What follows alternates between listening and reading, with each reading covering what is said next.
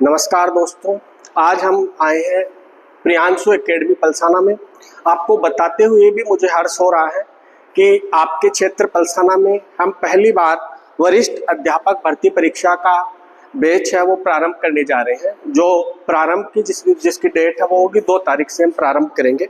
लेकिन वरिष्ठ अध्यापक भर्ती परीक्षा के लेकर में पाठ्यक्रम में क्या बदलाव हुआ है, किस तरीके की नई चीजें जुड़ी है, क्या पुराने पाठ्यक्रम में हटाई गई है, उन सब की चर्चा करने से पहले मैं थोड़ा सा बता दूं। मेरा नाम है जितेंद्र सिंह बारहट। मैं एमए हिंदी विभाग राजस्थान विश्वविद्यालय का छात्र रहा। मैंने लगातार 2016, 17, 18, 19, 20 में लगातार नेट एग्जाम को क्वालिफाई किया। अभी मैं 8 वर्षों से अध्यापन के क्षेत्र में सक्रिय हूँ। और मित्रों, आपकी जो पिछली आपकी फर्स्ट ग्रेड एग्जाम हुई, इसको मैंने क्वालिफाई किया था, अभी मेरा वेटिंग में है। और अभी जो एग्जाम हुई 2024 में फर्स्ट ग्रेड की प्रथम श्रेणी की जो एग्जाम हुई, उसको भी मैंने फिर से क्वालिफाई किया है। आज पहला दिन है, नवरात्र का भी पावन पर्व चल रहा है, तो मैं चाहूँगा कि इस अवसर पर एक बड़े ही प्रिय कवि है, कवि छेलूचारण, उनकी 4 पंक्तियों से अपन माँ शारदे की वंदना से अपनी क्लास का इस कार्य का है जो है शुभारंभ करते हैं। तब मैं पढ़ता हूँ आपके बीच में कि माँ का आशीर्वाद आप सब पर सदैव बना रहे। किस तरीके से कि ईश्वर दीजे शारदे भवानी मात भुजबल, गणपति गजराज काज थे सुधार जो, उमापति महादेव डमरू निनाद कर, तरणी डूबे तो आप हाथ धर तार जो, मुरली बजैया काना कपट कलश काट, दोरा है अटक जाऊं आप ना विसार जो, करणी कटार धर दुष्टों का दलन कर, भैरव काशी का वासी हाथ शीस वार जो, भैरव काशी का वासी हाथ शीस वार जो। अपनी सारी इष्ट देवियों को नमन करता हूँ। और अब आइए हम प्रारंभ करते हैं वरिष्ठ अध्यापक भर्ती परीक्षा का जो पाठ्यक्रम है उसमें। मुख्यतः मित्रों ये है, अमेरिका के एक राष्ट्रपति हुए अब्राहम लिंकन, उन्होंने कहा था कि आप मुझे एक पेड़ को काटने के लिए 6 घंटे दीजिए, मैं 4 घंटे अपनी कुल्हाड़ी को पैना करूंगा। कुल्हाड़ी को पैना करने से यहाँ हमारा मतलब होता पाठ्यक्रम से संबंधित। सामान्यतः है हम सभी विद्यार्थी ये गलती करते हैं कि हम पाठ्यक्रम को सही तरीके से उसका अध्ययन हमें करना चाहिए, वो करते ही नहीं है कि किस तरीके से हमें पाठ्यक्रम दिया गया है, क्या हमें पूछा जाएगा, वरिष्ठ अध्यापक की जो आपकी परीक्षा है उसमें किस तरीके से हम परीक्षा को बहुत अच्छे से उत्तीर्ण कर पाएंगे। तो सर्वप्रथम हमारा काम होना चाहिए, वो होना चाहिए पाठ्यक्रम को लेकर। मैं आपको बता दूं कि हमारा वरिष्ठ अध्यापक भर्ती परीक्षा का जो पाठ्यक्रम है इसको 3 यूनिट्स में बांटा गया है, 3 भागों में बांटा गया है। मैं ये कह दूं कि पहला जो पार्ट है या फर्स्ट यूनिट है, इसमें आपके रखा गया है माध्यमिक स्तर कह दो, इसमें आप कह सकते हो कि माध्यमिक स्तर कह दो, और उच्च माध्यमिक स्तर, माध्यमिक और उच्च माध्यमिक स्तर के से संबंधित प्रश्न हमसे पूछे जाएंगे। और इन प्रश्नों में मुख्यतः होगा क्या, इनमें जो प्रश्न हमें पूछे जाएंगे वो होंगे हमारे व्याकरण से संबंधित। किससे संबंधित? व्याकरण से संबंधित। या मैं आपको ये भी कहूँ कि वरिष्ठ अध्यापक की जो भर्ती है इसमें सर्वाधिक जो रोल अदा करती है वो करती है व्याकरण। जिस भी विद्यार्थी की व्याकरण पर अच्छी कमांड है वो आसानी से इस परीक्षा को उत्तीर्ण कर लेता है। हालांकि अपन चर्चा करेंगे कि इसमें माध्यमिक उच्च माध्यमिक का पाठ्यक्रम में स्नातक स्तर का क्या जुड़ा हुआ है, हिंदी शिक्षण विधियों का क्या रोल रहेगा, वो सारी चीजें अपन चर्चा करेंगे। लेकिन मेरे अकॉर्डिंग इसमें सर्वाधिक जो है वो है व्याकरण का। और व्याकरण में मैं आपको बताऊं कि व्याकरण का पिछली बार जो अभी परीक्षा हुई आपके 2025 में, इसमें जो पाठ्यक्रम था उसमें तो थोड़ा सा क्या है कि बिंदुओं को इतना स्पष्ट नहीं किया गया था। और अब जो पाठ्यक्रम आया है उसमें हमें 10 बिंदुओं में सारी चीजें हमारे सामने रख दी है कि कौन कौन से हैं, किस तरीके से। जैसे हम थोड़ी सी चर्चा करते हैं कि पाठ्यक्रम में क्या बदलाव किया। आप देखोगे कि पिछली बार भी लगभग अब की बार जो हमारा पाठ्यक्रम आया उसमें हमें पहला बिंदु दिया है वर्ण व्यवस्था। और वर्ण व्यवस्था में हमें पहले भी था, जो पिछला पाठ्यक्रम था उसमें भी था स्वर और व्यंजनों का वर्गीकरण। लेकिन अब की बार एक और नई चीज ऐड कर दी इसमें कर दिया कोष क्रम। कोष क्रम का मतलब ये होता है कि हमारे जो शब्द होते हैं उनको आप शब्दकोश के अनुसार कह दो, या इंग्लिश में अपन कहें तो अकॉर्डिंग टू डिक्शनरी। डिक्शनरी में जैसे A to Z तक आते हैं, उसी तरीके से हिंदी का जो शब्दकोश है उसमें शब्दों का क्रम किसके अकॉर्डिंग हो, किस तरीके से हो, तो वो चीजें हमसे पूछी जाएगी।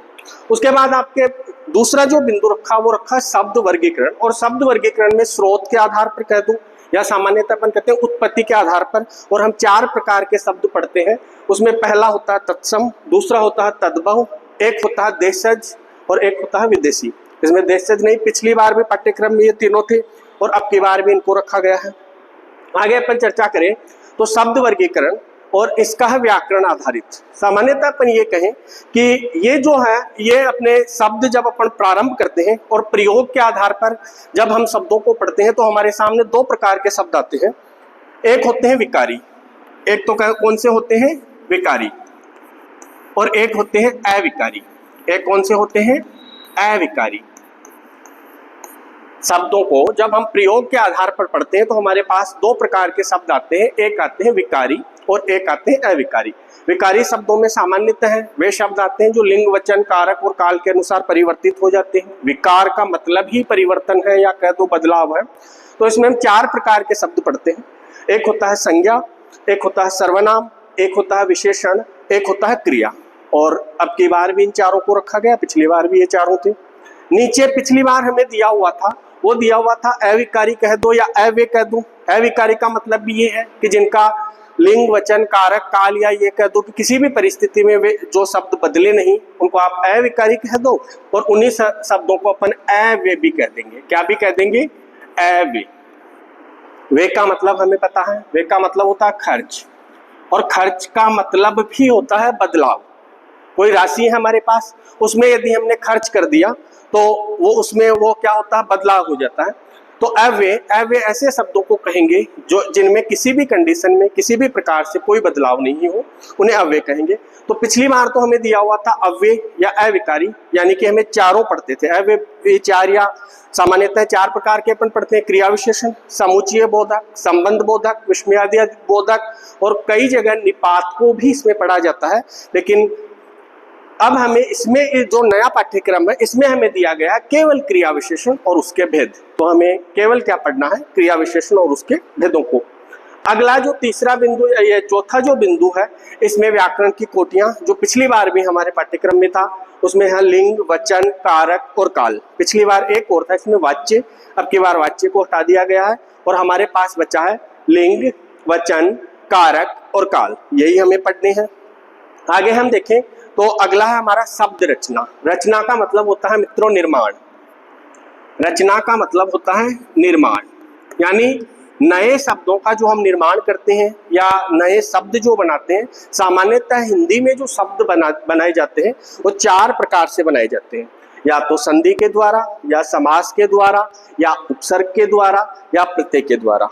पिछली बार हमें जो पाठ्यक्रम दिया गया था उसमें चारों ही थे, लेकिन उसमें केवल संधि लिखा हुआ था। केवल संधि का मतलब ये हुआ कि संधि के जो 3 भेद होते हैं, स्वर संधि, व्यंजन संधि और विसर्ग संधि, तीनों ही भेद हमें पढ़ने थे।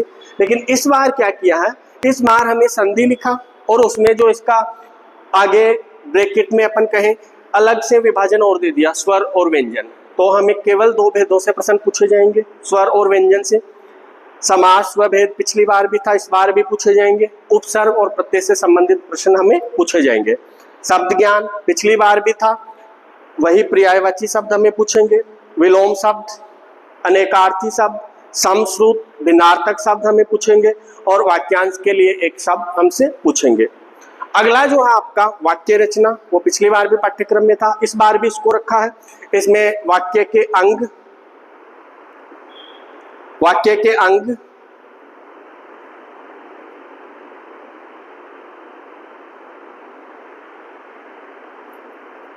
वाक्य के अंग और वाक्य के जो भेद, उपभेद होते हैं, उनसे संबंधित हमें प्रश्न पूछे जाएंगे। आगे अपन चर्चा करें तो शब्द शुद्धिकरण पिछली बार भी था, इस बार भी सेम रखा है। और वाक्य शुद्धिकरण ये भी पिछली बार था। मुहावरे और लोकोक्तियां पिछली बार भी था, इस बार भी रखा है। और इनसे हमें प्रश्न जो पूछे जाएंगे वो पूछे जाएंगे कि इनके अर्थ से संबंधित, और जब अपन इनका प्रयोग करते हैं तो क्या अंतर रह जाता है, उससे संबंधित प्रश्न हमें पूछे जाएंगे। आगे अपन चर्चा करें तो ये आपका देखिए मैं बता रहा था कि 3 खंडों में या 3 टुकड़ों में इस पाठ्यक्रम को बांटा गया है। तो पहले में व्याकरण से संबंधित केवल 10 बिंदु आपके जुड़े हुए हैं और उन 10 बिंदुओं से आपको प्रश्न पूछेंगे और प्रश्नों का जो स्तर होगा वो होगा माध्यमिक और उच्च माध्यमिक स्तर का।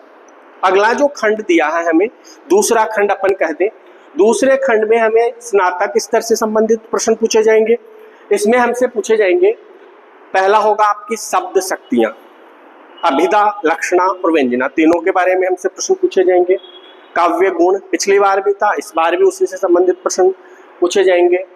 काव्य दोष, काव्य दोष में यदि अपन चर्चा करें तो 6 काव्य दोष हमारे लगाए हुए थे, पिछली बार भी 6 लगाए हुए थे और इस बार भी हमें श्रुति कटुत्व, ग्राम्यत्व, अप्रतित्य, क्लिष्टत्व, अक्रमत्व तथा दुष्क्रमत्व, इनसे संबंधित प्रश्न ही हमें पूछे जाएंगे।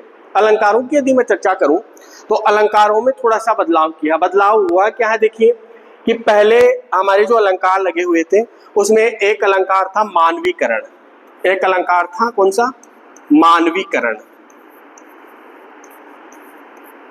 अब क्या किया है, नया जो पाठ्यक्रम आया है उसमें मानवीकरण को तो हटा दिया और 2 नए जुड़ गए। कौन से, एक हो गया आपका असंगति और एक हो गया आपका अपनोति।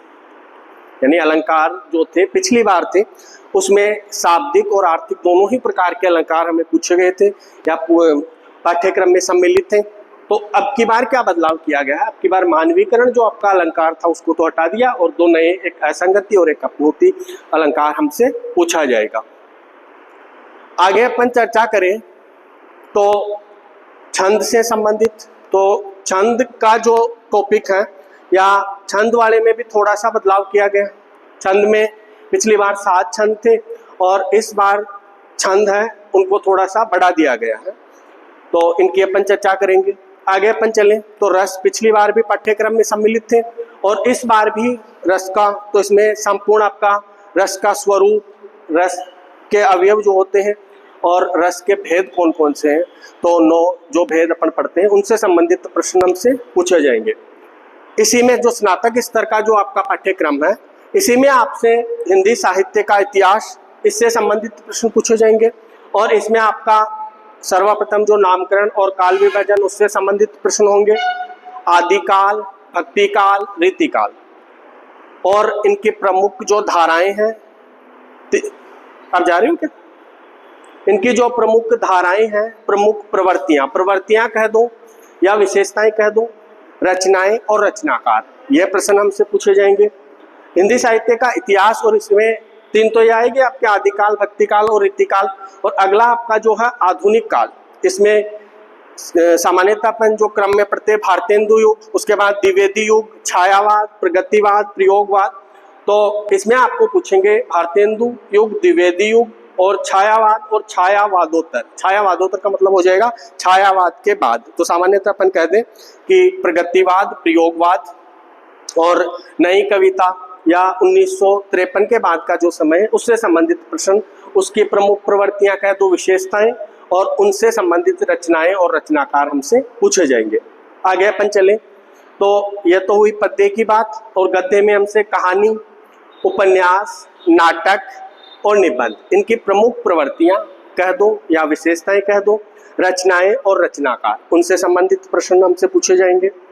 आगे अपन चले तो हिंदी भाषा में हमसे हिंदी भाषा का उद्भव और विकास, किस तरीके से हिंदी का जो अपन देखते हैं कि संस्कृत से कैसे है ना, पाली, प्राकृत, अपभ्रंश और उसके क्षेत्रीय जो भेद हैं उन वो क्षेत्रीय भेद मिलकर किस तरीके से हिंदी का विकास हुआ, उसके बारे में हमसे प्रश्न पूछे जाएंगे।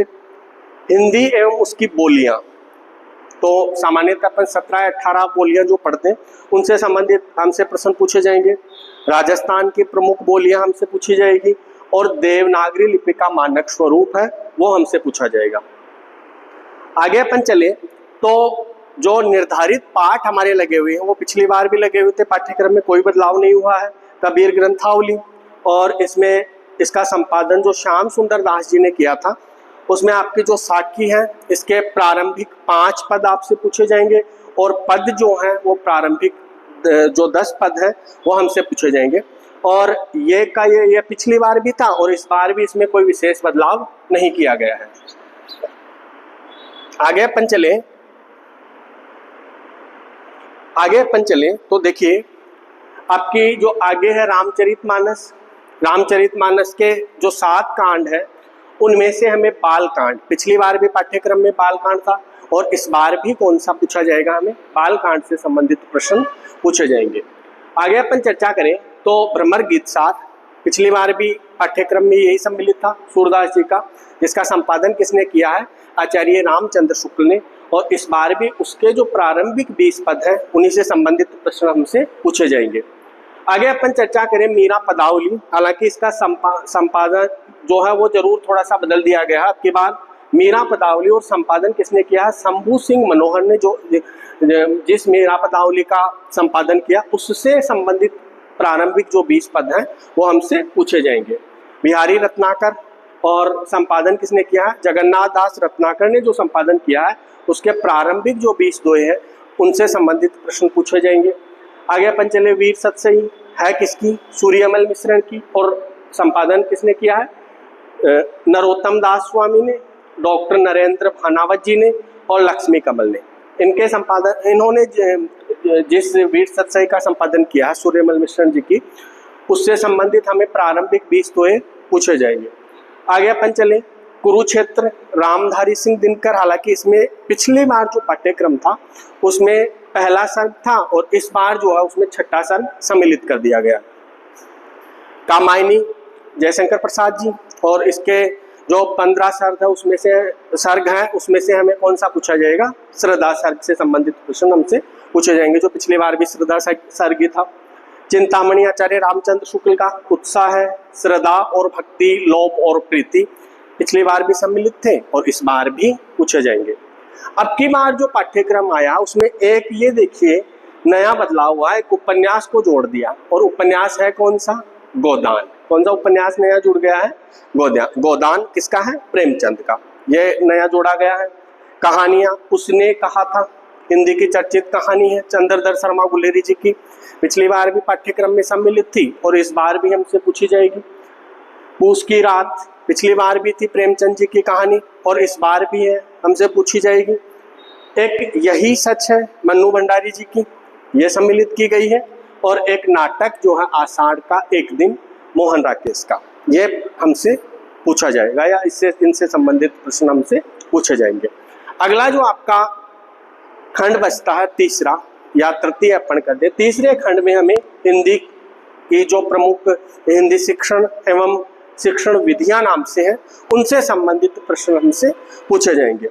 इसमें हमें अ और आ करके 2 खंडों में इसको भी डिवाइड करके बताया गया है। इनमें कौन से पूछे जाएंगे, तो भाषाई कौशलों के विकास हेतु निम्नांकित पक्षों के स्वरूप का शिक्षण, श्रवण, उच्चारण, वृत्तनी, वाचन, वाचन में दोनों सस्वर और मौन वाचन से संबंधित, अभिव्यक्ति और अभिव्यक्ति में भी लिखित और मौखिक दोनों तरीके के हमसे पूछे जाएंगे।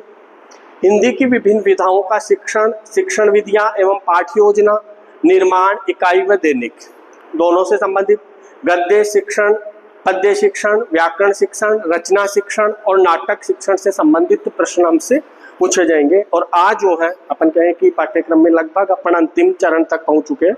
इसमें आपसे पूछा जाएगा भाषा शिक्षण में निदानात्मक परीक्षण एवं उपचारात्मक परीक्षण दोनों से संबंधित प्रश्न पूछे जाएंगे। भाषा शिक्षण में सहायक सामग्री का उपयोग, इससे संबंधित प्रश्न पूछे जाएंगे। और अंतिम बात जो है वो है भाषा शिक्षण में मूल्यांकन, सतत एवं समग्र मूल्यांकन, इसके अंतर्गत पाठांतर्गत व पाठोपरांत यानी पाठ के बाद जो मूल्यांकन होता है उससे संबंधित प्रश्न हमसे पूछे जाएंगे। तो मेरे ख्याल से ये जानकारी आपको समझ में आई। पाठ्यक्रम से संबंधित जो चीज़ें, या मैं कहूँ कि सबसे रीढ़ है जो हमारी तैयारी की वो होता पाठ्यक्रम, कि सर्वप्रथम हमें पाठ्यक्रम सही से समझ में आ जाए, सारे बिंदु हमें समझ में आ जाए। अभी हालांकि इसमें थोड़ा सा अंक विभाजन दिया हुआ तो नहीं है, लेकिन आगे जब इसका अंक विभाजन आ जाएगा तो हमें पता चले कि इस टॉपिक से हमें इतने प्रश्न पूछेंगे। और पूरा पाठ्यक्रम, मेरा तो ये मानना है कि परीक्षा से पूर्व तक हमारी रणनीति ऐसी हो कि पाठ्यक्रम हमें मौखिक रूप से ही याद हो। इस आपके जो वरिष्ठ अध्यापक भर्ती का है ये पाठ्यक्रम है और ये बिंदु हमसे पूछे जाएंगे। ये हमारी वैकल्पिक जो परीक्षा होती है उसकी एग्जाम हॉल में जब अपन बैठते हैं उस समय बड़ी मदद करता है। कई बार हम प्रश्न केवल पाठ्यक्रम यदि याद है तो उससे भी अपन कर सकते हैं या कर पाते हैं। तो मेरे ख्याल से आपको ये जानकारी अच्छी लगी या समझ में आया होगा। फिर भी मान लो कोई त्रुटि रही तो अपन फिर क्लास में जब अपन आएंगे तो और चर्चा करेंगे। धन्यवाद।